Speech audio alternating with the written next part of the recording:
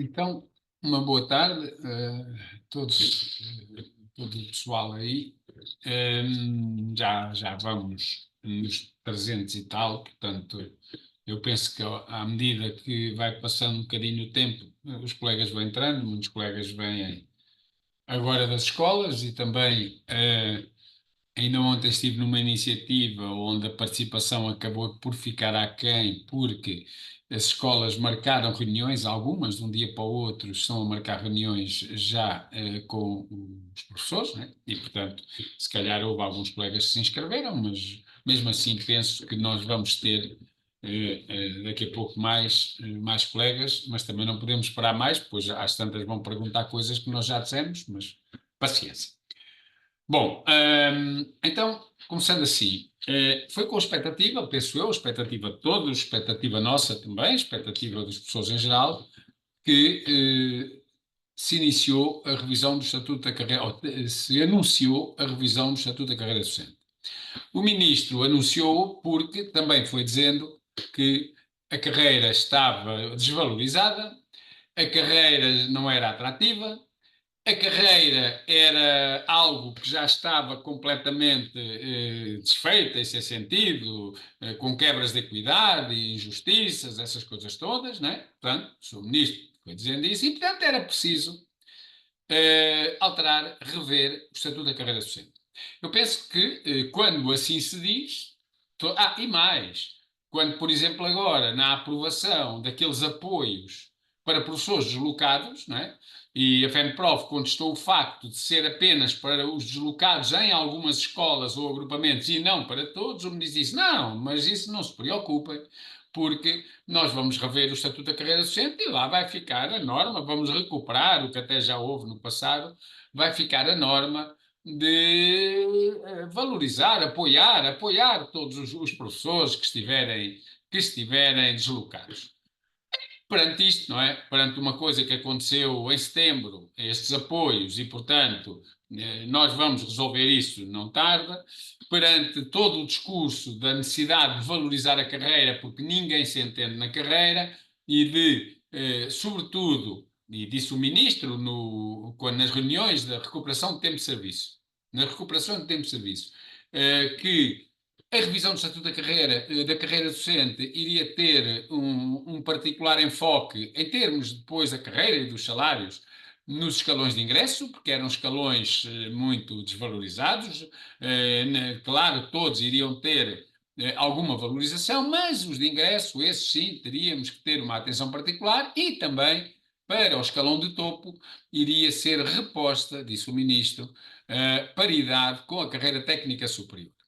Faça isto, nós fomos para a primeira reunião, esperando, obviamente, não era que já houvesse uma proposta concreta, completa de ECD, ou revisto, mas que houvesse um textozinho, ou nem que fosse uma projeção, como aconteceu, uma projeção de PowerPoint, já com algumas ideias e, sobretudo, a última coisa que nós esperávamos era ouvir do ministro que a revisão do Estatuto da Carreira Docente é uma prioridade tão grande, tão grande, tão grande, que o novo Estatuto é para entrar em vigor em 2027.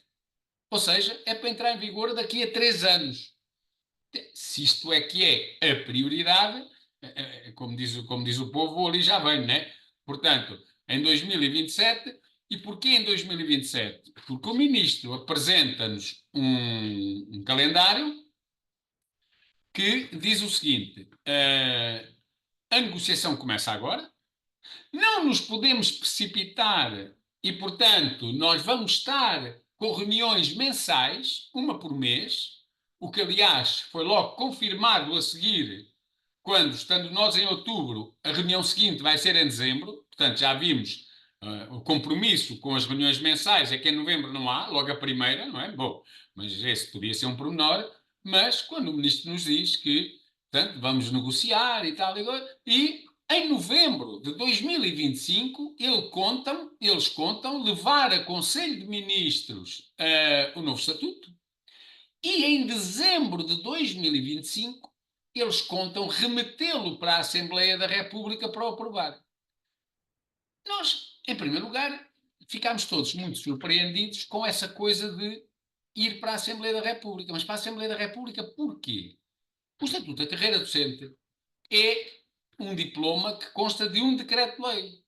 Se for aprovado ou passar a ser aprovado pela Assembleia da República, o Estatuto da Carreira Docente passa a ser integrado numa lei, uma lei da Assembleia, que não pode ser alterada pelo Governo nem negociada. Ou seja, o Estatuto da Carreira Docente tem matérias de negociação obrigatória.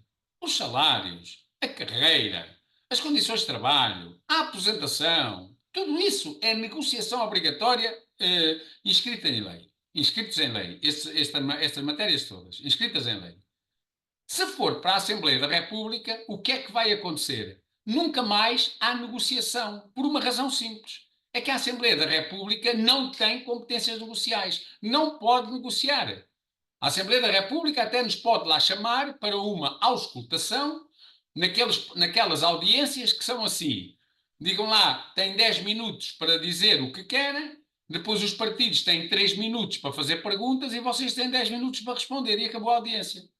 E é uma audiência de auscultação, porque a Assembleia da República não tem competências de negociais. Não tem. Quem tem é o Governo. E faz sentido ser o Governo a negociar o Estatuto da Carreira Docente. E também porquê? Porque o Estatuto da Carreira Docente, na prática, é uma convenção coletiva, vamos pôr assim, para além dos direitos, dos deveres e outros aspectos, é também um contrato coletivo de trabalho onde constam os salários, onde consta toda a matéria que é de negociação entre o patrão e o empregado. O patrão, no nosso caso, o Estado, que é representado pelo governo, os trabalhadores representados pelas organizações sindicais. Como acontece no setor privado. No setor privado, mesmo nos docentes, né? É a CNEF, a Confederação Nacional de Educação e Informação, e os sindicatos, que negociam os contratos coletivos. Ora, o que é que quer o governo? Que o contrato coletivo, vamos chamar assim, que é o ECD, dos professores, deixe de ser negociado com o patrão. Passando para a Assembleia da República, o que é que isto quer? Em primeiro lugar, é ilegal. Foi, aliás, nesse aspecto, a opinião unânime dos sindicatos ali presentes. É ilegal, porque é retirada da negociação. E, em segundo lugar, o nosso estatuto, colegas, vai ficar sujeito às maiorias conjunturais que existem. Por exemplo, agora, o nosso estatuto seria aprovado por uma maioria do PSD, do CDS, da Iniciativa Liberal e do Chega. Pronto. Admitindo que o Partido Socialista não se iria juntar à AD para aprovar o Estatuto da Carreira Docente. Bom, o que é que isso... Mas também podia ser, não é? Também podia ser isso. Portanto, são maiorias conjunturais. Se for uma lei, basta haver um partido que tenha maioria absoluta numas eleições e esse Boas. partido chega lá e altera imediatamente o Estatuto da Carreira Docente, que tem maioria absoluta. Porque esta Tudo nunca bem. seria uma lei, nunca seria uma lei das leis que são necessários 2/3 para alterar.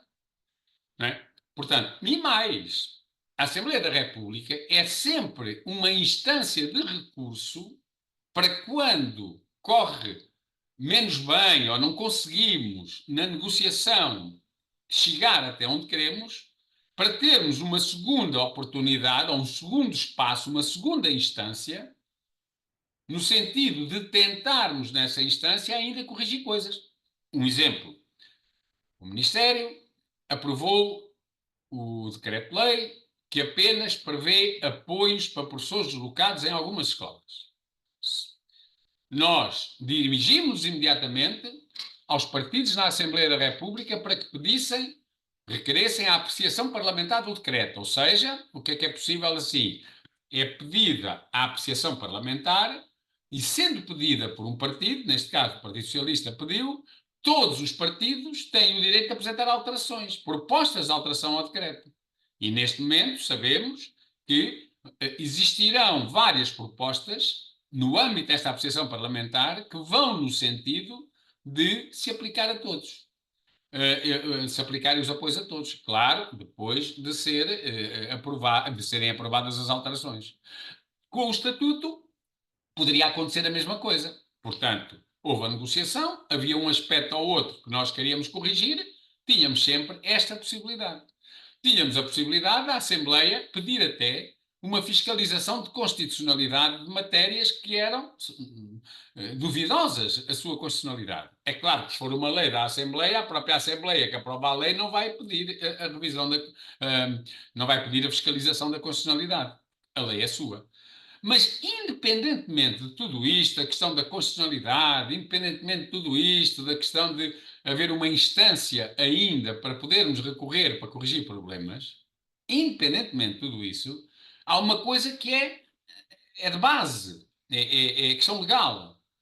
É que nesta convenção coletiva chamada Estatuto da Carreira Docente, a negociação entre a entidade patronal e os sindicatos, neste caso os empregados e os empregadores, é inevitável. A lei do trabalho em funções públicas, a Lei Geral do Trabalho em Funções Públicas, dos artigos 380 por ali assim, tem precisamente os aspectos, as matérias que são de negociação obrigatória. Esta é uma delas. Não pode ser uma lei, mas eles querem que seja. E até disseram porquê. Porque, sendo uma lei fundamental, sendo uma lei estruturante, querem que seja uma coisa com o apoio dos partidos, nomeadamente o Partido Socialista. Disseram isso. Portanto, eles querem logo comprometer outros partidos para que depois nenhum lhes venha a mexer naquilo. Isto é inaceitável. Colegas, se o SED resvala para uma lei, nunca mais há negociação do SED. Acabou. Ficaremos dependentes até ao fim dos nossos dias das alterações que as maiorias conjunturais decidam lá integrar. Sejam para o bem ou para o mal. Normalmente para o mal. Portanto, esta é uma das questões de fundo que nós temos que pôr em causa, contestar, não aceitar. E a outra tem a ver com os prazos. Porque então o que é que eles nos dizem? A negociação começou nesta primeira reunião para nos dizerem isto. Depois há uma nova reunião no dia 12 para assinarmos um protocolo negocial com estas matérias. Depois mais algumas que eu já lá chegarei. Em dezembro, 12 de dezembro. Depois em janeiro começa-se então pela primeira matéria. E isto vai até outubro, novembro de 2025. Em novembro de 2025, o Governo aprova em Conselho de Ministros, não é o decreto-lei do SED, é o projeto de lei para enviar para a Assembleia. Em dezembro de 25, a Assembleia recebe-o e pode iniciar ainda em dezembro ou não, pode iniciar em dezembro ou não, de 25, a discussão do projeto de lei. Mas ainda que inicie em 25, o Orçamento do Estado já fechou. O Orçamento do Estado é fechado em novembro de 25. E como é fechado em novembro de 25, significa que nem que o SED, no formato de lei, fosse aprovado em dezembro, o Orçamento de 26 já não constava nada. E, portanto, na melhor das hipóteses, a revisão do SED teria implicação e começaria a aplicar-se em 27. Esta é a prioridade do governo para os professores. Esta é a prioridade do governo para valorizar a carreira. É a prioridade do governo para criar estabilidade aos professores. É a estabilidade do governo para melhorar as condições de trabalho dos professores. É a prioridade do governo para atrair professores jovens. E é a prioridade do governo para aqueles que não puderam recuperar poderem, pelo menos, ver equiparados os seus salários de topo à carreira técnica superior. Esta é a prioridade do governo. Daqui a 3 anos, nós depois logo vemos. Epá, isto é inaceitável e nós dissemos. Portanto, dissemos que não aceitávamos, obviamente, a questão da lei, e isso todas as organizações disseram. Dissemos também que para a FENPROF, e dá muito tempo, o estatuto deveria começar a ser negociado em outubro, acabar a sua negociação em junho, julho. Outubro, novembro, dezembro, janeiro, fevereiro, março, abril, maio, junho, julho. 9 meses. Se 9 meses dão para gerar uma criança, de que é que não dão para rever o estatuto? Aliás, mais, quando se aprovou o primeiro estatuto da carreira docente, não foram precisos 9 meses de negociação e houve muita luta. Quer dizer, eles querem 3 anos. Portanto, nós não aceitamos isso. Este ano letivo, vamos ao estatuto, no próximo ano letivo tem que entrar em vigor. Mas assim já se justifica e explica porque é que o orçamento do Estado tem uma verba tão baixa para recursos humanos, para o pessoal. No caso, professores, porque os funcionários não docentes já estão nas câmaras. É fácil. Nós não percebíamos. Então é a recuperação, é a vinculação, é a revisão do estatuto com a valorização dos professores. Então 186 milhões não dá para isso tudo. E nós pensámos, eles estão a fazer contas com a aposentação. Não, não estão. Eles estão a fazer contas é que não vão aplicar o novo estatuto em 25, nem em 26, e veremos o que acontecerá em 27, né? Portanto, mas na melhor das hipóteses será 27. Estes foram os dois aspectos, do ponto de vista político, mais relevantes de uma reunião em que se viu que, afinal, o ECD não é uma prioridade, a valorização não é uma prioridade do Ministério da Educação, ao contrário do que o ministro enche a boca, não é? E que, na verdade, eles querem impedir que os sindicatos deixem de poder negociar. E, colegas, este é um ataque aos professores através dos próprios direitos sindicais. O direito à negociação, mas não só, porque o governo quer também uma autorização legislativa da Assembleia para que nem seja a Assembleia para poder legislar alterações ao direito à greve. Portanto, é o direito à negociação, é o direito à greve, alterando o teor dos pré-avisos. Provavelmente, se é o teor dos pré-avisos, pondo prazos muito alargados e colocando serviços mínimos, como alguma gente quer, em que a educação são serviços mínimos. Aliás, era essa a teoria do governo anterior, né? Que nos levou a ir à discussão dos serviços mínimos sobre tudo e mais alguma coisa, e depois os tribunais disseram que era tudo ilegal. Claro, já tinham sido as greves. E, portanto, era ilegal, mas já tinha sido. Eles agora querem tornar legal. Portanto, querem, por um lado, retirar a negociação coletiva, restringir a negociação, neste caso não é restringir, é impedir a negociação coletiva e, por outro lado, impedir a luta dos professores. E de outros funcionários públicos, porque não é só para os professores, é para a função pública, onde se incluem os professores. Ou seja, o que é que eles querem? Muito simples. Querem fazer aquilo que lhes apetece. Ponto final. Pá, e nós temos que ir agindo e reagindo antes disso acontecer. Porque depois disso acontecer, bom, aí então já não anda para trás. Já não anda para trás. Bom, passando isto, dizer o quê? Que, pronto, já fui falando da nossa posição sobre estas duas matérias. O Ministério ainda disse mais. Disse que isto é matéria tão complexa que eles querem ir ouvir entidades exteriores à profissão docente, aos professores. Entidades exteriores. Querer ouvir os pais, querer ouvir, não sei, alguns académicos, mas que não são as organizações sindicais. Querem ir negociar com os partidos. Mas a negociação tem que ser com os sindicatos, qual com os partidos? Esta negociação tem que ser com os sindicatos. Eles querem negociar com os partidos. Querem ir ver estudos internacionais. E, ó colegas, os estudos internacionais, quando comparam a nossa carreira com as carreiras dos outros, como não têm em conta fatores como a paridade do poder de compra, como a carga fiscal, acabam sempre a dizer, e os jornais fazem disso eco, que em Portugal os professores ganham, pá, está bem, está, muito mais que os outros todos.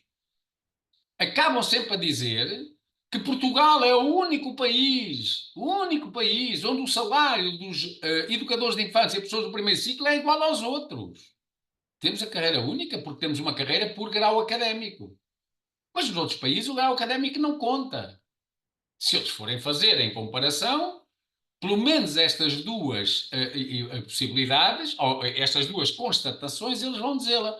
Epá, nós aqui temos o pré-escolar, a monodocência, que às vezes há colegas que tanto criticam, não querem saber dos monodocências. A monodocência ganhou a paridade com todos os outros colegas, de acordo com o seu grau académico, que é igual. Foi uma grande luta dos sindicatos. E eles agora querem ir comparar com o que acontece nos outros países.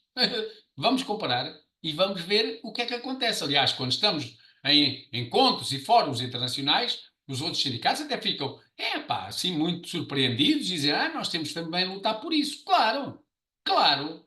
E não podemos deixar que isto haja aqui retrocessos.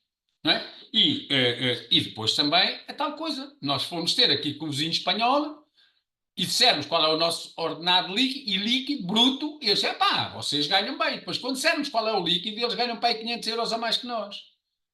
Ou mais, depende da carga fiscal. Às vezes até nem é igual em todas as regiões, né? Autonómicas. Portanto, isto para dizer que o Sr. Ministro quer ir ouvir no plano internacional, ver o que é que se passa nos outros, que é para arranjar fundamentação nos outros países, que é para fundamentar a não valorização da profissão. O Sr. Ministro quer os tais estudos, dados e factos, como ele disse, dados e factos e estudos para poder fundamentar as suas posições. O Sr. Ministro quer, diz ele, fazer uma conferência em janeiro sobre o Estatuto da Carreira Docente. Se ele fizer, nós temos que lá estar.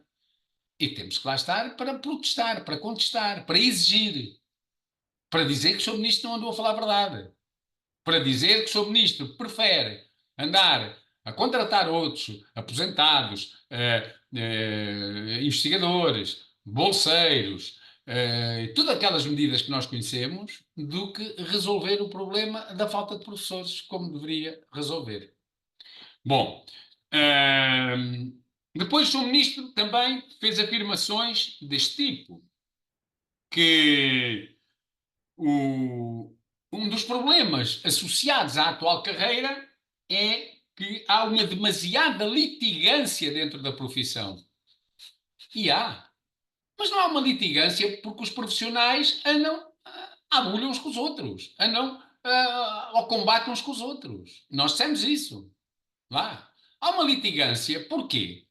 Porque o governo impôs cotas à avaliação e a malta refila, e bem, e criam-se crises de confronto quase às vezes nas escolas, porque duas pessoas que tenham a mesma avaliação, depois há um que desce e outro que não desce. Mas quem criou esta litigância? Foram os professores? Não. Foi o governo que impôs as cotas. Há litigância por causa dos concursos e ultrapassagens, ultrapassagens na carreira. Há litigância. Porquê que há litigância? Há litigância porque o Ministério da Educação não resolveu o problema das ultrapassagens, que passaria pela contagem integral do tempo de serviço trabalhado àqueles professores que já estavam na carreira em 2007 e em 2010 e que apanharam com a carreira dos titulares e depois, quando ela acabou, voltaram a perder tempo de serviço. Há litigância. Mas não foram os professores que começaram a litigar uns com os outros. Há litigância por causa de ultrapassagem dos concursos. Sim, mas a FENPROF sempre defendeu que as pessoas dos quadros em mobilidade interna deviam estar na mesma prioridade. Eram dos quadros e, portanto, era a graduação profissional. Há litigância. Mas quem é que criou a litigância? Foram os professores.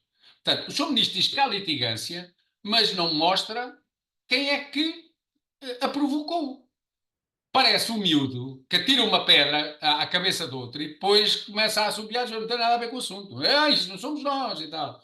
Há litigância, sim. Mas há litigância porque houve medidas para a provocar. Houve medidas para dividir os profissionais. Houve medidas para que os professores entrassem em conflito uns com os outros. E até agora não houve vontade política nem deste ministro para resolver esses problemas. É uma prioridade. O Sr. Ministro até diz coisas bonitas. As cotas são muito injustas, porque as cotas, está bem, então são injustas, acabo com elas. Não é? Neste momento nós temos as cotas e até piores, mais reduzidas do que já é na administração pública, onde já houve uma alteração e onde as cotas estão, e lembramos isso também, as cotas têm percentagens maiores do que aquelas que se aplicam aos professores. Não é? O Sr. Ministro diz, tem que haver uma carreira previsível, não podemos, já disse isso até publicamente, não pode ser, agora tem aquela coisa das vagas e das vagas e depois as pessoas nunca conseguem perceber quando é que vão para o escalão tal, porque podem ficar parados. Isto é bonito dizer, o Sr. Ministro é bonito dizer isto. Mas depois não se percebe porque é que não acabou com as vagas. Porque é que criou situações em que há dispensas de vagas e, ao mesmo tempo, há outros que não vão estar dispensados de vagas, nomeadamente os que não são apanhados por este novo decreto-lei da recuperação. Portanto, Isto é muito giro, não é? Dizer estas palavras, ter este palavreado, esta conversa, e depois fazer ou agir como eles estão a agir. Nós dissemos ao Sr. Ministro da Educação uma coisa.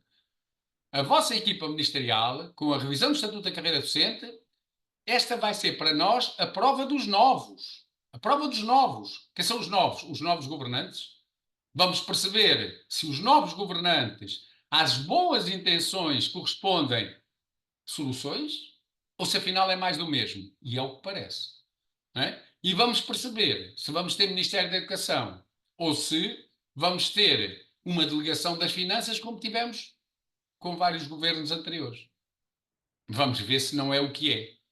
Portanto, começa mal, não pelas propostas que apresenta, mas, como eu disse, pelo adiamento que faz de apresentar propostas para as calendas para 2027. Isto é que é valorizar a carreira no momento em que os professores fazem falta agora. Também assim vão fazer falta em 27, até mais, se calhar. Mas agora estão a fazer muita falta. E não é com os remendos ecos que eles andam para aí a arranjar que se resolve o problema. Bom, depois bateu muito na tecla da falta de credibilidade do regime de avaliação. A avaliação do desempenho está desacreditado e se o sistema for descredibilizado, não cumpre a sua função. Isto é verdade. Agora, falta saber como é que a quer credibilizar. Se é, e nós dissemos isto, o que eu estou aqui a dizer, colegas, à vontade que nós temos na reunião. Se ele quer credibilizar a avaliação de desempenho, criando um regime, um modelo de matriz formativa, ou seja, um modelo de avaliação que sirva para detectar as dificuldades de professores e ajudá-los a superar essas dificuldades, ou se quer um modelo para continuar com ele, ou com ela, com a avaliação, a gerir as progressões na carreira. Tiveste não sei quantos paras aqui. Mas depois muitos podem ter uma avaliação muito boa, tem que se arranjar aqui um mecanismo para nem todos terem. Falta saber isso, porque isso ele também não disse. Mas tem dito uma coisa, é que para ele a meritocracia vale mais que tudo. Está sempre, tem que se reconhecer, é o mérito, o grande mérito e tal, o mérito. Sim, tem que se reconhecer o mérito dos professores que andam completamente esgotados, cada vez com mais horas extraordinárias, cada vez com mais serviço, a serem usados para ultrapassar, e até de uma forma ilegal em muitas escolas, a falta de professores. Esses são os verdadeiros heróis. Mas não sei se é isso que ele quer dizer, e provavelmente não é, quando fala do mérito. Veio dizer também, nesta primeira reunião, que havia 3 áreas de negociação. 3 áreas de negociação. Peço desculpa, não tivemos tempo de fazer um PowerPoint, mas depois havemos de fazer ainda. Ou pelo menos uma notinha com isso. 3 áreas de negociação. Primeira área, recrutamento, ingresso e mobilidades. Recrutamento, ingresso e mobilidades. Segunda área, estrutura da carreira e avaliação de desempenho. Terceira área, condições de trabalho. Bom, e depois ainda disse uma coisa. Nisto da mobilidade, vamos lá meter a mobilidade por doença. Colegas, a mobilidade por doença, e com certeza estão aqui colegas que necessitam disso, a mobilidade por doença, há o compromisso do Ministério e do Ministro, que não foi alterado para este ano, mas que ainda agora, neste ano civil, antes de dezembro, se iria aprovar um novo regime para se aplicar para o ano.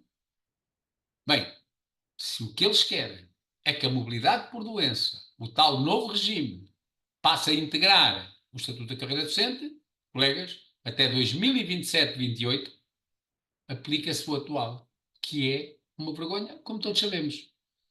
E, portanto, contestámos, evidentemente, dissemos, está bem, pode lá ficar a dizer que existe um mecanismo de mobilidade por doença, pode lá ficar. Mas o regime de mobilidade por doença tem que ser alterado já este ano para o próximo ano. Foi esse o compromisso do Ministro. Vamos ver se o cumpre. Depois, faltam aqui matérias, evidentemente, faltam aqui os direitos e os deveres. Ora, por exemplo, o dever a desligar, para as pessoas não terem que estar a responder ou a receber mails e telefonemas dos diretores e mensagens aos domingos e aos sábados e à noite, porque tem que não sei o quê, fazer não sei o quê. Falta lá o direito, por exemplo, à proteção da doença. Cá está. E falta lá o direito ao reconhecimento, a medidas de reconhecimento do desgaste da profissão, para que não acabem com o artigo 79. Falta lá. Não é? Faltam lá. E faltam outras coisas que também nos estão a preocupar muito. Por exemplo, não metem lá as questões da aposentação e nós não vamos largar a mão de haver um regime específico de aposentação para os professores. E falta, por exemplo, o regime de faltas, férias e licenças. E isto é também gravíssimo. Porque nós temos que ver, temos que ter, não é? Um regime específico de faltas, férias e licenças, porque, contrariamente aos outros trabalhadores da função pública, por exemplo, não podemos ir de férias quando nos dá jeito, não podemos ir de férias na época baixa, que é mais barato. Não, temos que ir de férias em agosto, não é? Porque é quando se pode. Não é? Portanto, há especificidades, mas, pelos vistos, são só as especificidades para o mal. Porque aquilo que já se vai ouvindo, ele não disse, mas já se vai ouvindo, é que uma das alterações que eles querem fazer às faltas, férias e licenças, e a FENPROF vai ter essa informação na mesa da Frente Comum da Função Pública, que aliás temos uma manifestação sexta-feira para protestar contra a não atualização dos salários, para protestar contra a alteração à lei da greve, para reclamar isto que eu vou dizer. É que se eles alteram o regime de faltas por doença, porque senão, porque é que eles querem alterar as faltas, férias e licenças? Se eles alteram o regime de faltas por doença, que é o que já se ouve, e quando há fumo, costuma haver fogo. Para quê? Para tornar o regime de faltas por doença na função pública igual ao da Segurança Social. E acaba-se a discussão da CGA, da Caixa de Apresentações. Ou seja, os professores, quando estão doentes, levam uma pancada de 40 e tal por cento do seu vencimento e, em vez de manterem esse vencimento, que é, aliás, a única grande diferença e vantagem, digamos assim, da CGA, da nossa caixa, que é a caixa dos funcionários públicos, que é a caixa que pertencemos, que é a caixa que eles querem eliminar e não querem deixar lá mais ninguém, e, portanto, eles estão a pensar fazer a alteração deste regime para, entre outros aspectos, mexerem na situação da doença e os professores, na prática, quando estão doentes, em vez de terem o seu salário, portanto, perdem os 3 primeiros dias, que podem até substituir por férias, e em vez de terem depois o seu salário completo, passam a ter quase um corte em que perdem metade do salário. Perdem metade do salário. Agora, imagine-se o que é estar doente, ter despesas acrescidas e passar a receber metade do salário. Isto é uma vergonha, se assim for, embora neste caso não é no âmbito do Ministério da Educação, mas é no âmbito da administração pública, e é um dos motivos porque sexta-feira vamos reclamar em Lisboa sobre esta matéria. Esta primeira reunião foi uma reunião conjunta. Estiveram lá as organizações todas. Estiveram lá as organizações todas. Mas o Ministério já disse que as próximas serão em 4 mesas negociais separadas. A FENPROF, a FNE e depois os outros pequenitos, metade numa e metade noutra. Nós não nos opomos a que seja assim, nem nos opomos a que seja tudo junto, a mesa única. A FENPROF aceitará o que ficar. Não é essa a questão. Mas há uma coisa que já dissemos que a FENPROF não aceita. É que se forem mesas separadas, que a última reunião sejam mesas não simultâneas. Porque se forem mesas não simultâneas, o que é que nos vai acontecer? Eles chamarão àqueles que já sabem que lhes vão dar o acordo ZECO, com quem já falaram antes, e como aconteceu na recuperação do tempo de serviço, quando chegar a nossa vez, e a vez de outros, não é? Mas a nossa também, ficámos para o fim, é-nos dito assim: já está aqui um acordo assinado, é pegar ou largar. Querem assinar? Querem. Não querem? Acabou. Tá, isto não é negociação, isto não é igualdade de tratamento, isto não é sequer uma coisa honesta, é desonesto. Portanto, nós dissemos que a última reunião, das duas uma. Ou teria que ser uma reunião em mesa única, outra vez. Portanto, houve a primeira mesa única, agora as outras são separadas. Às vezes a mesa separada tem uma vantagem, que é, como há ali uma relação mais próxima com o Ministério, dá para fazer uma discussão, às vezes, um artigo, de um ponto, uma matéria, dá para aprofundar. Quando estamos 12 organizações é mais complicado, porque cada uma fala. Quando fala a última, a primeira já falou há uma hora e tal, e o Ministério às vezes já não responde a tudo e já não dá para estar ali no pormenor, que às vezes é um pormenor importante.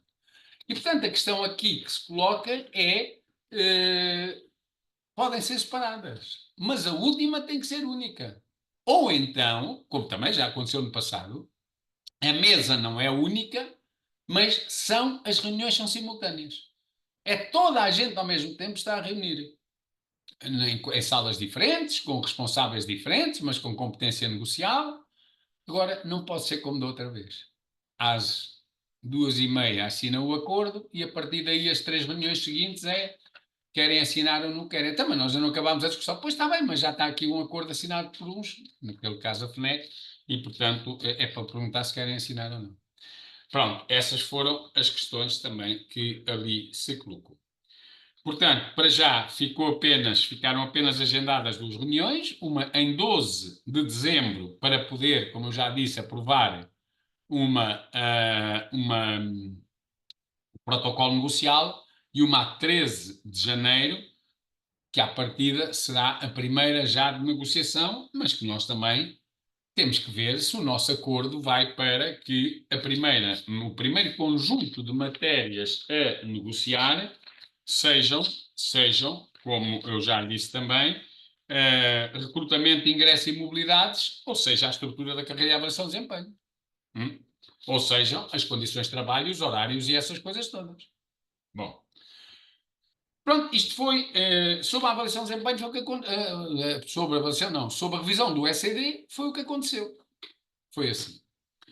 Depois, nós ainda aproveitámos para colocar algumas outras questões nesta reunião também, e já agora dou-vos informação.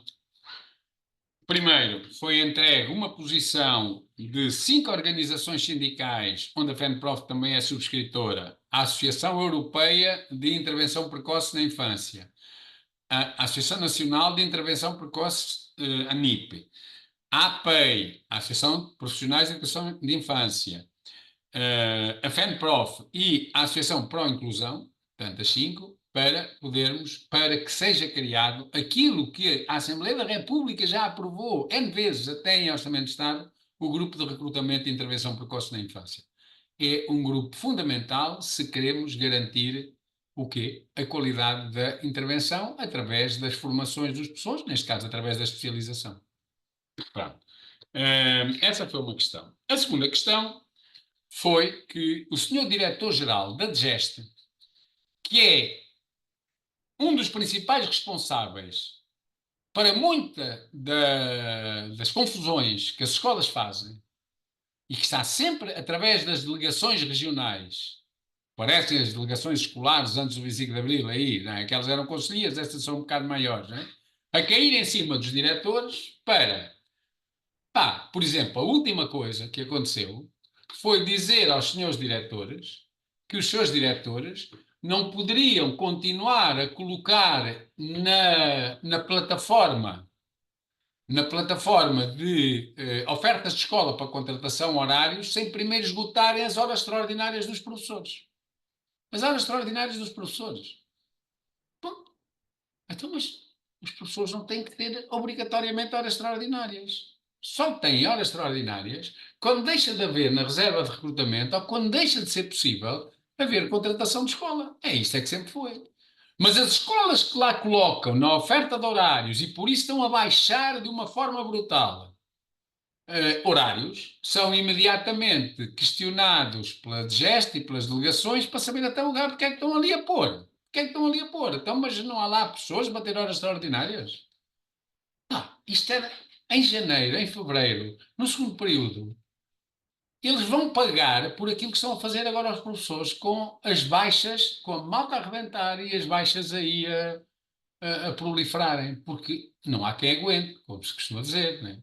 E, portanto, eles estão neste momento, mas estão a fazer outras coisas, mas esta foi a última que apanhámos, né? Em que está a DGEST. E nós exigimos uma reunião com o diretor da DGEST. Ele diz que não reúne. Não reúne, não tem nada a reunir, não reúne. Os diretores gerais não reúnem com os sindicatos. Então não reúne porque a gente reúne com o ADGAI, reúne com a inspeção, reúne com a Direção-Geral da Educação. O seu diretor geral da DGEST é algum Deus?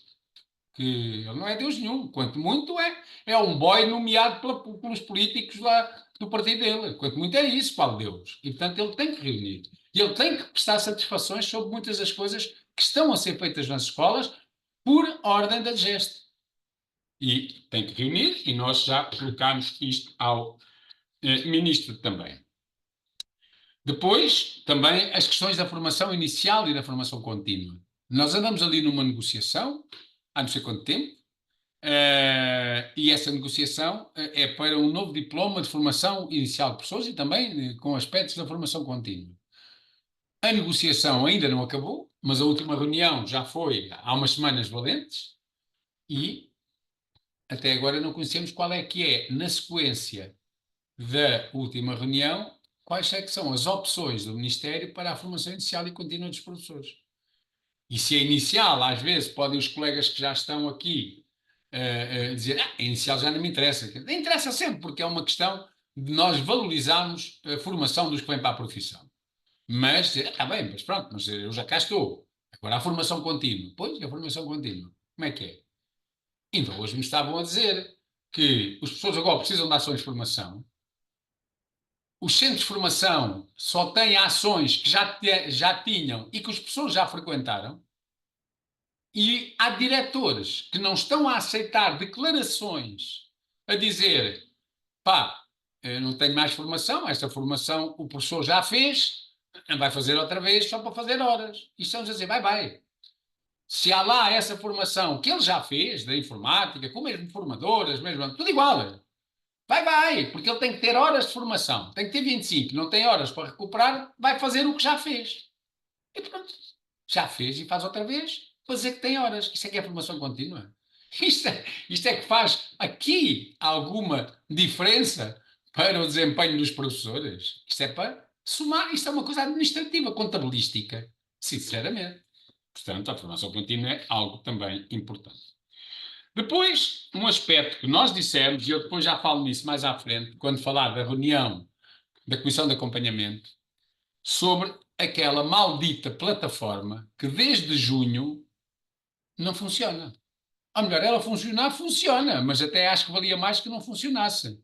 Ou seja, que os professores continuam, milhares de professores, por não poder progredir ao escalão a que têm direito, porque aquela plataforma ainda não se entendeu porquê, mantém a maioria dos dados dos professores, a maioria dos professores com dados errados.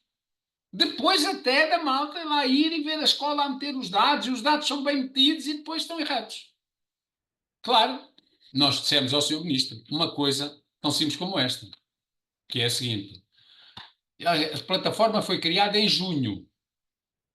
E o Ministro da Educação, no comunicado que fez há dias, a dizer quantos professores já progrediram, 13 mil e não sei o quê, uns em outubro, uns em setembro, outros em outubro, dizia, e isto só foi possível, vejam lá a lata, o descaramento. Diz o comunicado, isso só foi possível porque o Ministério, em junho, criou uma plataforma para desburocratizar e simplificar os procedimentos das escolas. Epá, isto se não é gozar com a malta, não sei o que é. Né? Isto, a não ser que seja ironia, e ele a brincar por causa da plataforma não funcionar. Escreveu isto no comunicado. É que neste momento já lá vão 5 meses. Junho, julho, agosto, setembro, outubro, novembro. Ao fim de quase meio ano, isto já não é um problema técnico. A plataforma não funciona, tem lá um problema técnico. Não é um problema político. É um problema político cujo responsável é o ministro. Porque estão em meio, nem que seja, porque continua a sustentar plataformas privadas, em vez de criar um bom sistema interno, privadas, e o privado é que é bom, ouvimos nós dizer, que são a porcaria que se vê. Não pode ser. portanto, este é um problema político, dissemos isso ao ministro, e depois eu já falo nisso um pouco à frente. Lamentamos também que agora as alterações aos currículos, concorde-se ou discorde-se, mas que não sejam apresentadas, e nós discordamos, claro, mas alterações aos currículos, como a questão da cidadania, e eu digo, concorde-se ou discorde-se, em vez de ser apresentada à comunidade educativa, aos sindicatos, à comunidade académica, aos pais, a toda a gente, sejam anunciadas no encerramento dos congressos partidários. Quer dizer, passamos o tempo a ouvir que não pode haver a partidarização do país, que não pode haver a partidarização das políticas e tal, e não sei o quê. Mas é nos congressos partidários que se vai dizer: nós vamos alterar os currículos das escolas.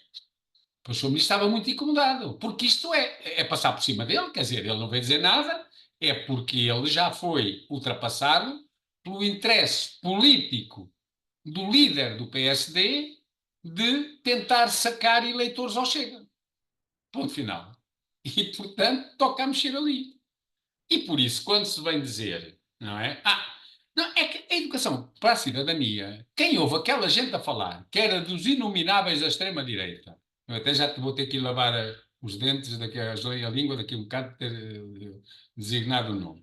Mas quer os inomináveis da extrema-direita, quer agora, pelos vistos, a própria AD, parece que a educação e cidadania é uma aula com um espaço para as pessoas estarem a praticar sexo. É só disso que eles falam. É só disso que eles falam.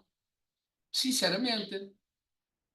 A educação para a cidadania, e as pessoas sabem bem isso, não é? Tem muitas áreas, desde a educação rodoviária, desde a educação para a democracia também, para a educação pela paz, enfim, tem muitas áreas. E tem também uma coisa que é fundamental para as crianças e para os jovens, para terem uma sexualidade sã quando forem adultos.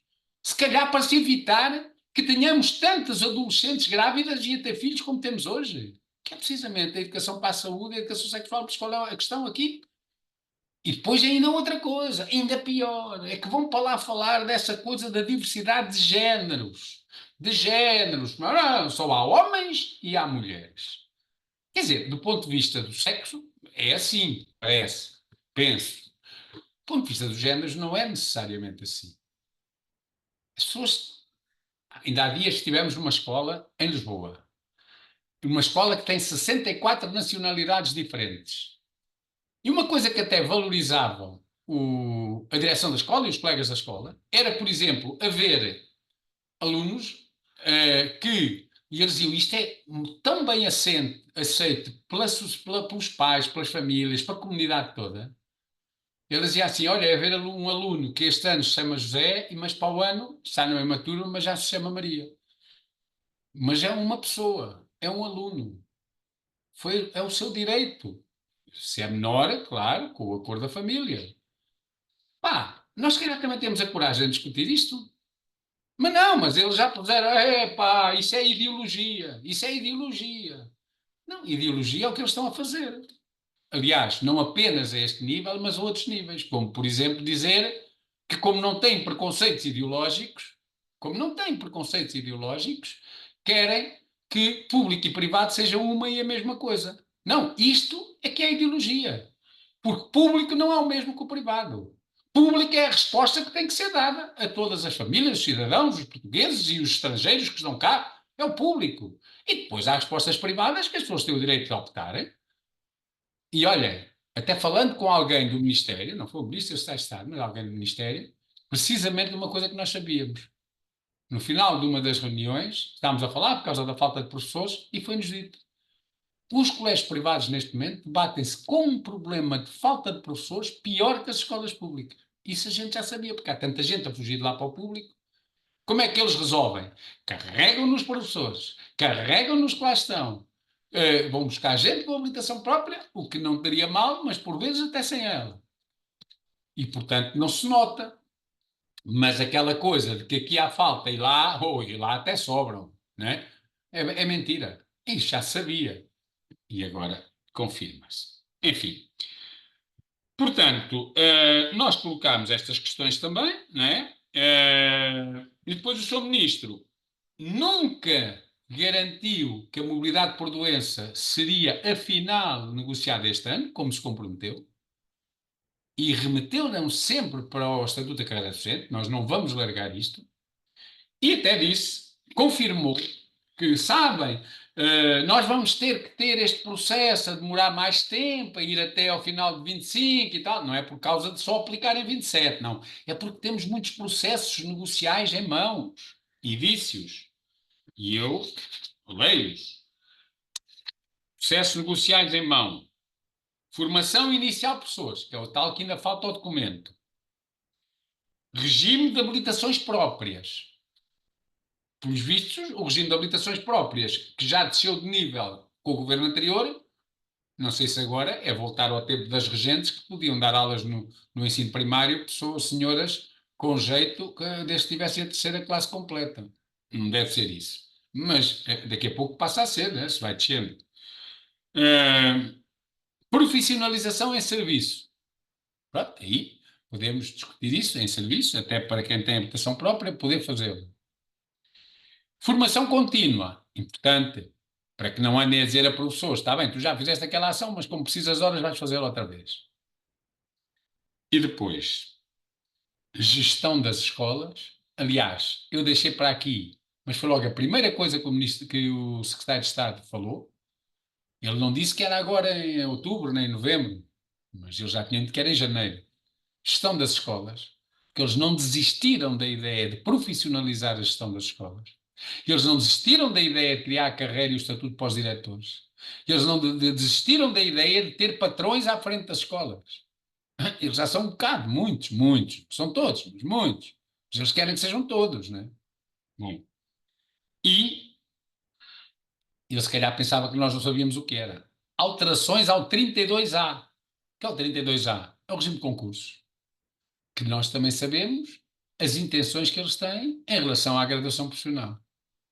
Por isso, ó colegas, por causa do ECD, por causa da gestão, por causa da formação, por causa dos concursos, este não pode, nós repetimos isso vezes sem conta. Este não pode ser um tempo em que os professores andam a dormir em cima da recuperação de tempo de serviço.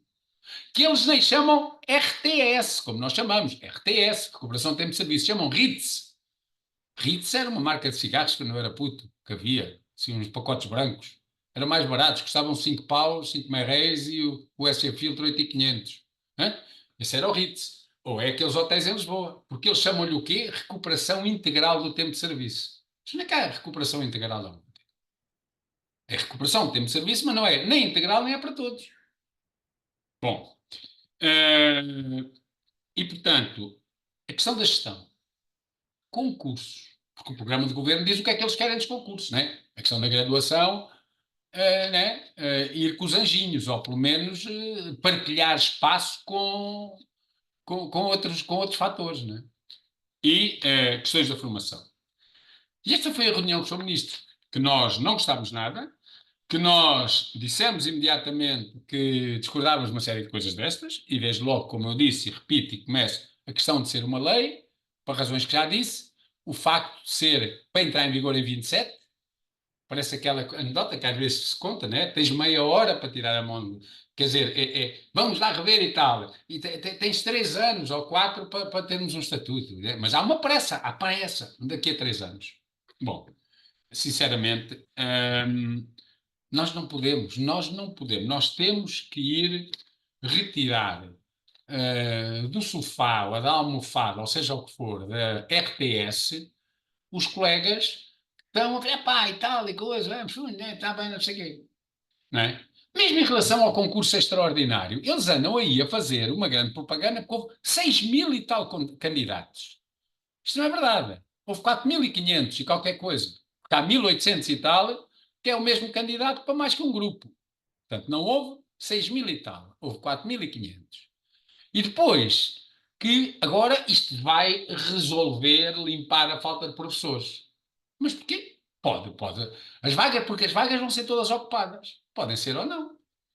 Se fosse um concurso obrigatório para as vagas todas, aí eram todas ocupadas, porque eram mais os candidatos que as vagas. Mas podem até alguns só ter concorrido para o QZP de Santarém, que é aquele onde está a contrato, é onde vive. Mas não quer sair de lá, não quer ir para o Admira, nem quer ir para o Algarve, nem quer ir para longe, não é?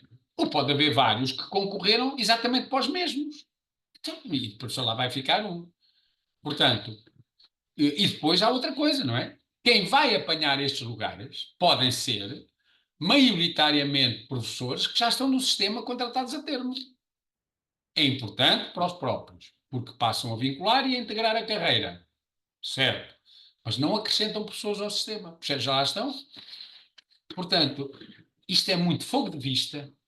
Esse senhor ministro tem muita conversa, esse senhor ministro tem muito discurso para a opinião pública, a valorização dos professores está sempre na ponta da língua, e depois é isto. E depois é isto. Isto foi o que se passou nesta primeira reunião. À tarde, isto foi durante a manhã, como se não bastasse. Isto é tão exigente que a gente depois sai destas reuniões todas e andamos aqui cheios de dores de costas e não sei o quê, estamos lá sentados a aturá-los, e isso também é do stress de estar ali a ouvi-los, né? Que é assim, à tarde tivemos uma reunião da Comissão de Acompanhamento. E aí já não estava o Ministro, nem o Secretário de Estado, estava a Direção-Geral, estava a Diretora-Geral, a Adjunta, a Subdiretora, aliás, estava a Presidente do IGEF, talvez a Vice-Presidente, não sei, era uma senhora de lá, e depois estavam juristas. O que é que dali sai de relevante? Esta comissão é importante, porque é técnica. Portanto, a gente pega no decreto-lei e tal, e começa a dizer, pá, isto ainda não está esclarecido nas escolas, tem que ir a estar. Porque aqui houve, em relação às progressões, tivemos umas primeiras FAC, que genericamente estavam corretas. Só que, depois dessas primeiras FAC, já houve N questões e dúvidas que surgiram. E não houve segundas FAC. Há até ofícios que enviaram para a FENPROF a perguntas que colocámos e para outras organizações a perguntas que colocaram, algumas até as mesmas, pronto, respostas que até nós estamos de acordo.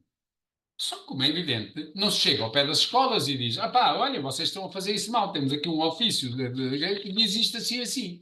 À pergunta que fizemos. Há escolas que até consideram, aquilo vem da DGA e tal, consideram. Mas há muitas que dizem: não, mas isto tem que vir, é um esclarecimento do Ministério, da DGA, FACs. Comprometeram-se, veremos, oxalá, que até ao final desta semana, portanto hoje já é quarta, faltam 2 dias, haverá um novo conjunto de FACs. Porque senão é assim, cada dia aparece uma dúvida. E cada vez que aparece uma dúvida, eles adiam a FAC porque têm que esclarecer aquela dúvida. Estão a ver? Pronto. Claro que a grande discussão teve a ver com a plataforma. Nós, porque eles estavam a pôr em causa, não era a pôr em causa que havia erros, mas que alguns erros não era possível. Mas como é que podia ser? Não, é pá, mas isso é porque também a escola, a pessoa, não, não pode ser e tal, não sei o quê. E nós fizemos ao vivo. Eu, da própria reunião, contactei diretamente com 2 colegas e disse que eu sabia que tinham aquilo errados, num caso já por 5 vezes, no outro caso já também por 5 ou 6, e disse: opá, vão neste momento ver a vossa plataforma. Já está bem? Ah, não, então, um caso estava igual ao que sempre esteve e o outro caso até tinha erros que não tinha tido, que já tinham sido resolvidos. E agora já tinha outra vez. Então, que vergonha é essa? O que é que se passa? É claro que ali já se percebe uma coisa. É que há aqui uma. Eu não sei se é uma isto ninguém disse. Isso agora já somos nós a especular. Mas é assim: as escolas têm os dados dos professores na plataforma JPM, na plataforma Inovar, na plataforma 360 e mais uma ou outra. Mas normalmente é a Inovar e a JPM. E foi criada uma plataforma pelo IGF que vai importar aqueles dados.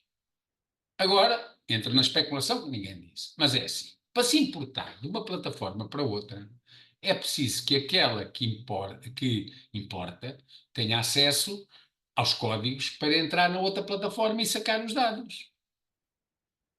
Pois. E será que eles estão a dar? Ou será que estão à espera que as escolas façam? Ou será que há incompatibilidades entre uma plataforma das escolas e a outra do IGF?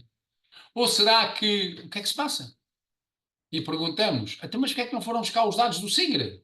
E também ficámos a saber porque o SIGRE, há um período da história dos professores, há ali um período, na altura, 2005, 2006 até 2008, que não tem esses dados. E, portanto, os dados não eram fiáveis. E, portanto, foram buscar a inovar, a JPM, a 360. E a outra, mais uma outra. Mas quem se trama são os professores, que aquilo nunca mais está bem. Aquilo nunca mais está bem. Vão pagar daqui a 3 ou 4 meses, bem, e com juros. Vão. Depois acumula tudo no mesmo mês, leva uma rica pancada de IRS, né? Pronto, mas isto é o que está a acontecer. E então ficámos a saber, porque o IGF nos disse, que já não se deve falar mais em plataforma do IGF. Deve-se falar em plataforma do Ministério da Educação. Porque aquela plataforma que o IGF tinha, aquela que está sempre mal, vai passar a ser a plataforma, aquela, do Ministério da Educação, onde vai centralizar os dados todos e a partir do momento em que aquilo esteja correto, vamos, só há aquela. Só há aquela para as carreiras, só há aquela para os concursos, só há aquela para as apresentações, só há aquela para a de gás, só há aquela para todo lado. Correto. Acho bem, fica bem, é melhor do que cada uma andar a fazer contratos com empresas, porque são empresas privadas, né? Normalmente diz que o privado é bem melhor que o público, vê-se, olha, vê-se, né? Bom, agora o problema é, e quando é que isto está correto? Quando é que aquilo está pronto? Bom, quisemos então saber, então, como é que é para os professores poderem validar? Então, o que nos disse, que nos disseram, nesta reunião, foi que a prioridade das prioridades é a primeira mudança. Primeira mudança. E para a primeira mudança, se os professores tiverem os dados que lá estão corretos, estão corretos, mas faltam alguns dados, mas que não põem em causa agora a primeira mudança, que os professores devem validar.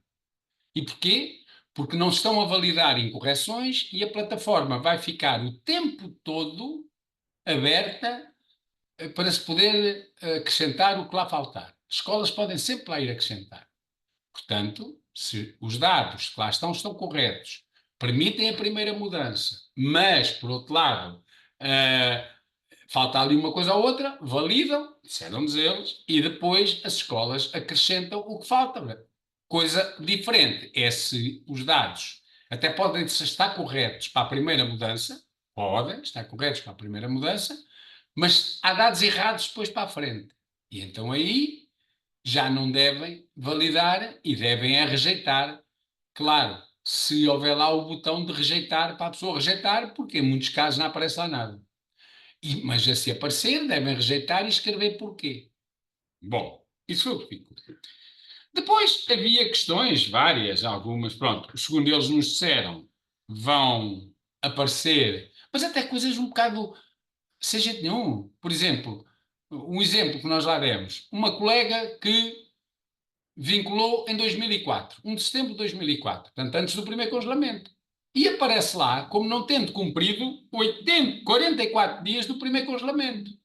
E até em vez de ter 599, 598, 598 tem 588, porque retira os 44 dias. Então, mas se a pessoa era vinculada, nunca teve horários, não tinha horários incompletos nem temporários, né? Já era no 20, estava no quadro. Isto não se percebe. Isto não se percebe. Isto é incompetência. Incompetência. Depois, uma questão que se colocava, até havia o caso de uma colega, casos que nós levamos, que vamos recebendo, não é? De uma colega que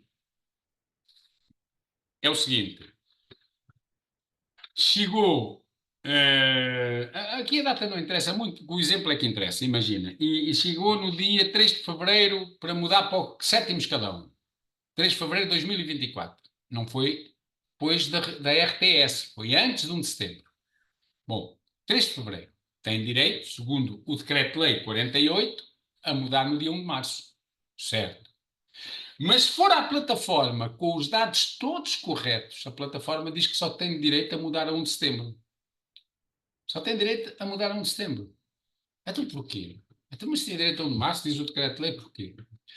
Porque o algoritmo, essa coisa inteligente, foi feito para um mecanismo, a RTS, que só começa em 1 de setembro. E como só começa em 1 de setembro, ela só consegue perceber que há mudanças a partir de 1 de setembro. Depois, se for a 2 de setembro, a 5 de setembro, a 4 de outubro, está tudo bem. Mas, se for a 1 de março, já não diz. E então eles disseram, não, mas isso é mesmo assim. Portanto, a 1 de setembro é até onde a plataforma vai, e as mudanças aquém do dia 1 de setembro, portanto, o caso deste 1 de março, ou, por exemplo, dos colegas das listas de 23, que estavam na lista em 23 para apanhar a vaga em 24, que também têm direito ao dia seguinte, eles voltaram a reafirmar, ao mês seguinte, aliás, a ter o vencimento, não é a ter direito ao escalão. O escalão tem no momento em que adquirem, deixa-me já dizer isto, no momento em que adquirem, em que reúnem os requisitos. Mas, a partir do dia 1 do mês seguinte, têm direito a receber o dinheiro, né? Pronto. Aí, segundo nos foi dito, é com a DGAI que as escolas devem tratar isto. Não é a plataforma só vai dizer quando é que, por aplicação da RTS, o professor, da recuperação, portanto, o professor muda, se é 1 de setembro, se é depois, não é? Antes de 1 de setembro, é a escola que deve colocar e, portanto, que deve pedir o dinheiro para pagar às pessoas à data a que o professor tem direito. Isto tem que vir nas FAC, que agora vão sair esta semana, esperemos que venham, porque eles já nos repetiram isto vezes sem conta, aliás, até está na resposta que nos deram, falta vir numas FAC para que as escolas façam isso, né? Porque as escolas têm medo de ir pagar antes de 1 de setembro e depois a seguir terem que repor o dinheiro. Mas é assim que devem fazer, mas que é pagar. Mas como estão com medo, é preciso que as FAC tragam isso. Outra questão que também aqui se colocou tinha, entre outras, né, com uma resposta que eles nos deram, que tem a ver com a possibilidade de aplicação do regime excepcional de avaliação, formação e observação de aulas a quem, por exemplo, muda agora em 1 de setembro de 24, e aí sem dúvida que tem esse direito, 1 de setembro de 24, e que depois, por força da recuperação, do segundo momento de recuperação, em 1 de julho de 25, também, como prefaz o módulo de tempo necessário, tem direito a mudar outra vez, mas não pode mudar porque tem que lá estar um ano. E, portanto, só pode mudar em setembro. E então a resposta da DGAI para nós foi: não, esses professores já não têm, da segunda vez, direito a ir mobilizar nada para trás da formação nem da avaliação. Até porquê? Então, porque só vão mudar em setembro e isto acaba em 1 de julho, essa possibilidade. Pois, mas o problema é que o Decreto-Lei 48, no artigo 5º, número 4, diz que podem mobilizar a avaliação, a observação de aulas e as horas da formação, podem mobilizar os docentes que até 1 de julho de 25, em virtude da recuperação do tempo de serviço prevista no presente Decreto-Lei, possua o módulo de tempo necessário para a progressão. Não diz que é só os que progridem até 1 de julho. É os que até 1 de julho têm o tempo. Depois, quando progridem, pois não progridem logo, tem que lá estar um ano. Mas isso é outra coisa. Isso é outra coisa. Só progridem em setembro. Agora, eles, por força não, em virtude, que é sempre melhor a virtuosidade do que a força, né? Em virtude da recuperação do tempo de serviço prevista no presente decreto-lei, possua o módulo de tempo necessário para a progressão. Eu estou até a ler o que lá está. E eles possuem, estes colegas. Mas eles não querem. Já agora já começam a rapar o tachito. Estão a ver?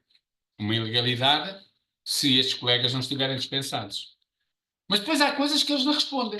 Por exemplo, então, vamos lá ver uma coisa. Um professor que mudou agora em setembro e que para o ano letivo que vem volta a mudar.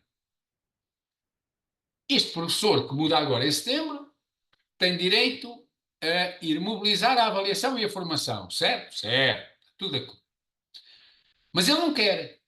E como não quer, tem um ano para poder ser novamente avaliado. E para aí pode trazer e mobilizar a formação. Então o Ministério já fez sair aí a informação que, nestes casos, as SADs, portanto, as SAD, devem reunir em maio para fazer a avaliação para trás. Ou seja, do 1 de setembro de 24. Mas como ele muda outra vez em 25, no ano letivo seguinte, ele tem que ter avaliação ainda neste ano letivo. Ou seja, a SAD, que em maio o avaliou, em julho, porque em agosto, à partida, estão de férias. Vai ter que avaliar outra vez. E, portanto, a mudança seguinte é pelo trabalho que ele fez em junho. Em junho, porque até maio já está contemplado, portanto, em julho, reúne a SAD, é por esse trabalho. Pois, não, isso é coisa simples. Mas o problema é que se ele já não tiver direito a mobilizar a formação, nesse mês de junho, que é a segunda vez que é avaliado, ou até não tiver formação, vamos admitir que até tinha direito, ainda estamos a falar em junho de 25, né? Antes de 1 de julho. Mas se ele não tiver, a gente não tem, não é? O que é que tem que fazer? Tem um mês para fazer 50 horas de formação. Porque a partir da segundo momento de recuperação, com exceção do primeiro, que são só precisas 25, são sempre 50. Esteja lá o professor um mês, esteja lá o professor um ano, esteja lá o professor não sei quanto tempo. Isto não pode ser, isto acaba na cabeça de ninguém. E é para isto que muitos diretores, alguns diretores estão a dizer, pá, olha, já fizeste, tens que ir fazer outra vez. Pá, por favor. Aqui, para já, o que nós colocamos é a necessidade de alterar isto. E não só para os que estão lá um mês, é alterar mesmo para aqueles que só lá estão um ano. Só lá está um ano, tem que fazer 12 horas e meia, não tem que fazer 50 horas. E tem que poder ir mobilizar para trás do que lhe sobra. Tem que poder. Ou seja, o regime tem que se aplicar enquanto houver recuperação, porque senão é injusto. Há quem tenha 4 anos para ter 50 horas e há quem tenha que o fazer num ano ou em alguns meses. Andaram ali e tal. Não, realmente e tal. Pois, temos que ver isso. Mas isso é da decisão política. Nós vamos fazer um ofício ao Ministro e ao Secretário de Estado, porque, na verdade, eles têm que alterar o teor do decreto para que o regime específico se aplique ao longo de toda a recuperação, porque o acordo que a FNE e outros assinaram não acautelou isso. Nós bem tentámos, mas eles alegaram sempre, nós já temos o acordo.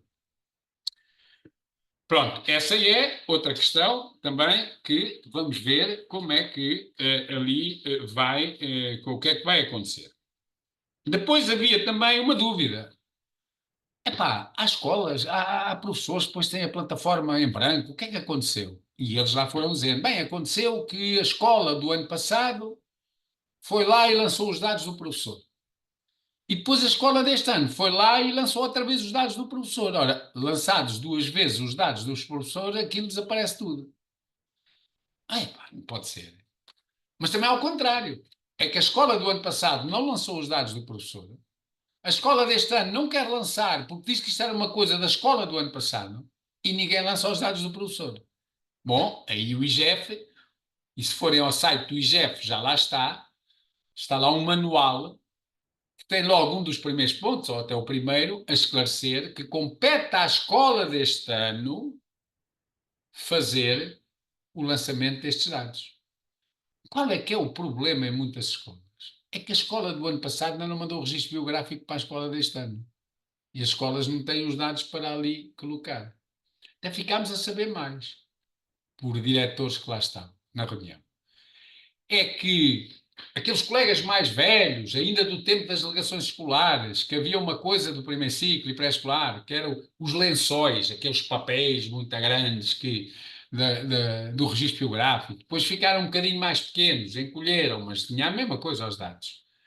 Em muitos agrupamentos, esses dados ainda não foram incorporados nas plataformas digitais. E também porquê? Porque como o tempo de serviço para mudar de escalão não é o tempo considerado integralmente, porque senão isso tinha que lá estar tudo, não é? Que era para fazer o somatório do tempo todo. Mas é o tempo em que se está no escalão só, desde que o tempo em que se está no escalão esteja correto, aquilo já funciona. E, portanto, o resto está para trás. O problema agora são as recuperações de tempo de serviço. O problema agora será, quando nós chegarmos à transição entre estruturas de carreira, a defesa que vamos fazer de essa transição se fazer de acordo com o tempo integral de serviço. Está bem, mas aquilo não está lá ainda lançado. E depois, ainda por cima, aquilo só há uma plataforma única onde está lá tudo. Portanto, como se vê, o respeito pelos professores é uma coisa extraordinária e aquilo o Ministério está a fazer o grande esforço há 5 meses para que seja tudo bem, para os professores poderem mudar. Para terminar, que até já mais ou menos, depois o Zé Manuel esteve lá comigo, também se eu me estou a esquecer de alguma coisa, também poderão dizer, por exemplo, aquele problema que os professores que usaram módulos de tempo para graduação nas listas de vagas, houve alguns que, entretanto, mudaram, por conta disso, e outros que não mudaram. Pronto, os que mudaram, o Ministério, mudaram. O tempo já foi usado para aquele efeito, que é de uma injustiça atroz, porque quem ficou lá parado recupera o tempo, mas pronto. Mas houve quem não mudasse. Usou o tempo, mas não mudou. Ficou lá na mesma, não chegou à sua vez. E aí o Ministério confirma que se usou o tempo, mas não lhe serviu para nada, esse tempo tem que ser recuperado, tem que ser considerado agora para estes efeitos. Isso também não está nas escolas. Né? E depois há uma série, não está às escolas a fazer, não há essa informação. Né? E depois há uma série de coisas que eles continuam ainda a dizer que ainda não há um consenso, ainda está em análise, porque os advogados ainda não têm consenso. Por exemplo, um professor que, por via do seu tempo de serviço normal, progredia, mesmo que não houvesse recuperação de tempo de serviço, não havia nada e tal e coisa, progredia em fevereiro, ou março, ou abril de 2024. Não era para o quinto nem para o sétimo, progredia, pronto. E sem recuperação de tempo de serviço, progredia. Era a sua progressão normal. E progrediu em março ou abril. E agora, para a recuperação de tempo de serviço, ele vai buscar tempo e pode progredir em setembro logo, ou em outubro, ou em novembro, ou seja, progredir antes de passar um ano dessa progressão anterior. E nós dizemos, bem, isto aqui não há dúvida que o professor tem direito a progredir, mas não precisa de esperar um ano, porque o que diz a lei é que entre duas progressões no âmbito da RTS tem que estar a haver um ano. Mas não dizem lado nenhum que quem progrediu normal tem que esperar um ano para progredir no âmbito da recuperação. Não diz lá não. Olha, pelos vistos, eles ainda não se entenderam se é assim ou não. Está em análise. Quer dizer, é que isto não cabe na cabeça de ninguém. Então, se a pessoa progrediu, porque progrediu, o que é que tem que lá estar um ano?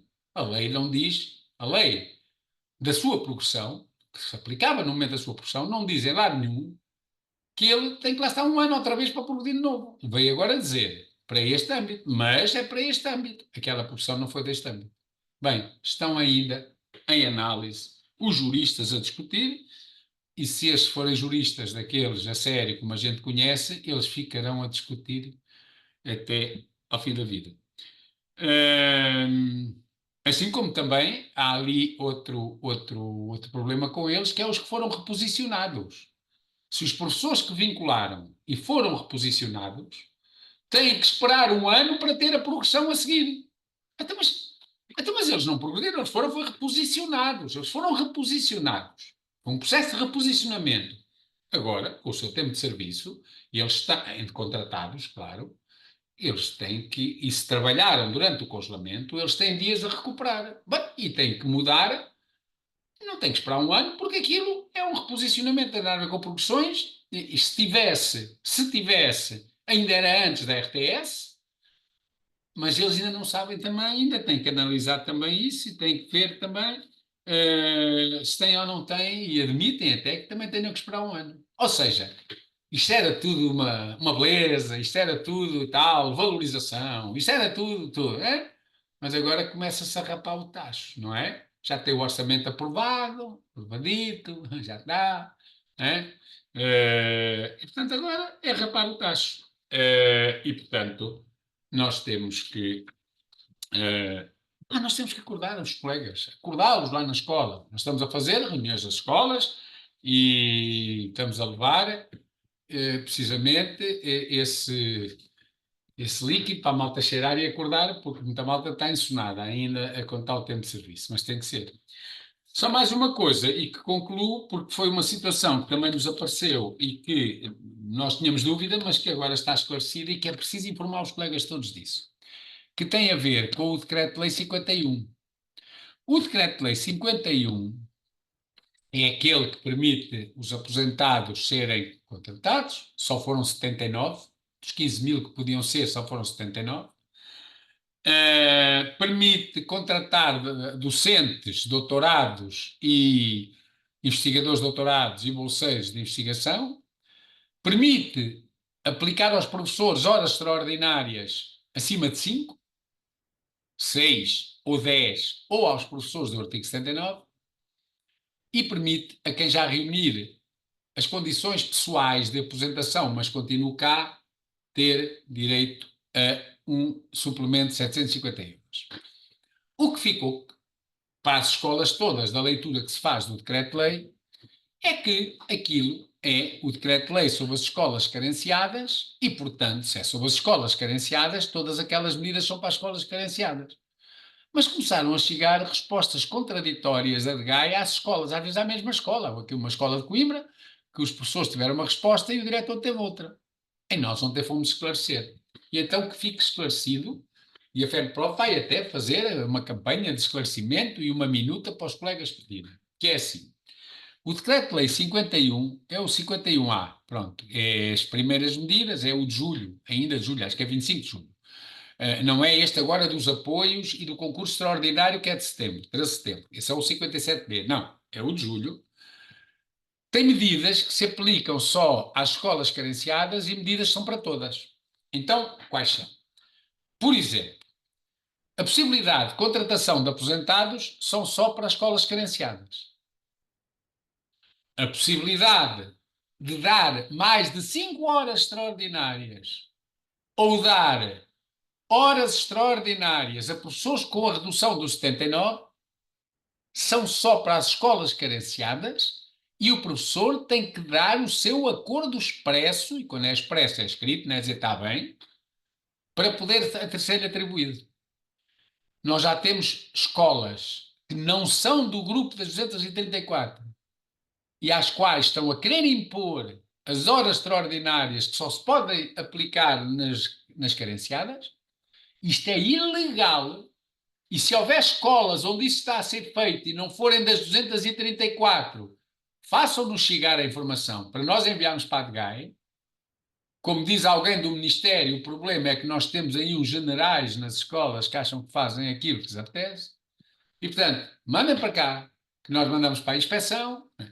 Portanto, nas escolas que não são das 234, colegas, só pode ser até 5 horas no máximo. Porque não, nem se pode dar aos 79. Nem que a pessoa queira. Se a pessoa diga, não me importo, eu dou acordo, não me importo, ele está a cometer uma ilegalidade, não é só o diretor, é o próprio. E, portanto, a queixa é contra o diretor e o professor. Portanto, tenham cuidado com isso. E depois há a greve às horas extraordinárias, claro. Quando for imposto, pumba, aquilo não corta no salário, portanto, só não recebem as horas, mas também, por outro lado, não vão cair para o lado daqui a 2 ou 3 meses. Né? Depois, o que é geral? É universal. É para os agrupamentos e escolas não agrupadas todas, sejam ou não as carenciadas. Duas medidas. A contratação de investigadores e docentes do superior doutorados, com computação própria, evidentemente, e a atribuição do suplemento de 750 euros aos professores que, já reunindo as condições para se aposentarem, ainda cá estão. Mas eles são tão manhosos que, inclusivamente, escreveram lá, está lá, que é a partir do momento em que o professor o requeira. Portanto, parte-se do princípio que se o decreto-lei entrou em vigor em julho, quem já esteve em setembro ou assim, ou em outubro até agora, que é pá, eu já me podia reformar, mas olha, vou ficar até o fim do ano letivo. Já me podia reformar, mas vou ficar mais um ano ou dois. Pronto, a malta que até ficava, não precisava de 750 euros, a maior parte não, claro. Estes colegas têm direito. E o mínimo que se devia fazer por razões de justiça era terem direito desde o momento em que estão na situação. Mas não! Tem que ser de quando o requerem. Portanto, eles jogam no desconhecimento que as pessoas tinham, porque toda a gente pensava que o decreto-lei era só para as escolas carenciadas, para não pagarem o suplemento nesses meses. O que é preciso dizer aos colegas? Epá, se vocês estiverem na vossa escola, professores, colegas nossos, que até já tinham os requisitos para a aposentação, mas não se aposentaram ainda e vão ficar até o final do ano ou pedem mais tarde, digam-lhes assim, requer os 750 euros, já que cá estás, olha, ao menos que te paguem, porque afinal é para todos. Claro que isso não passou assim. Mas pronto, isso esclareceu-se. E era também esses esclarecimentos que nós tínhamos aqui para dar e depois havemos de enviar para as escolas esta informação. Isto é muita informação, eu sei, colegas, é muita informação, mas foi o que se passou num dia inteiro em que tivemos uma reunião de manhã para o Sr. Ministro dizer que para ele prioridades e valorização tem o tempo, tem o seu tempo, que negociação, nomeadamente o SCD, é a última, porque a próxima, na opinião dele, claro, se passar para a Assembleia acabou-se a negociação, e em relação aos esclarecimentos, foram estes que eu agora dei na reunião, poderá haver mais um ou outro, mas se houver o José Manuel depois diz, e portanto, o que é que nós vamos fazer? Vamos, por um lado, colocar esta informação para todos os colegas, vamos continuar a batalhar para que não seja assim nas questões da revisão do SCD. Vamos esperar para ver o que é que vai sair agora nas FAC sobre a recuperação, que em princípio sairão, segundo os responsáveis do Ministério que lá estavam, até ao final desta semana, até sexta-feira, ver se vai ser assim ou não, se aquilo está bem ou está mal, eles até corrigem alguns aspectos errados de informações anteriores. Vamos esperar para ver. E vamos continuar a defender os colegas, a defender os professores, a defender a profissão, a defender que a valorização da profissão é algo que é urgente, é algo que é necessário rapidamente fazer. E é preciso que o novo estatuto não se precipite em 2 ou 3 meses, mas para entrar em vigor no próximo ano letivo, há perfeita possibilidade de o fazer. Nós estamos disponíveis para essa revisão. Não estamos disponíveis é para alimentar conversas que depois não correspondem, afinal, a práticas, a medidas, a políticas. Contam com a FENPROF, porque sempre foi assim que estivemos na profissão e vai ser assim que nós vamos continuar a defender intransigentemente os direitos daqueles que representamos e que merecem ser respeitados e valorizados, que são os professores e os investigadores. É isso, colegas, obrigado, desculpa, levaram aqui uma grande seca, mas olha, tinha que ser, porque eram estas coisas todas e era preciso dar esta informação.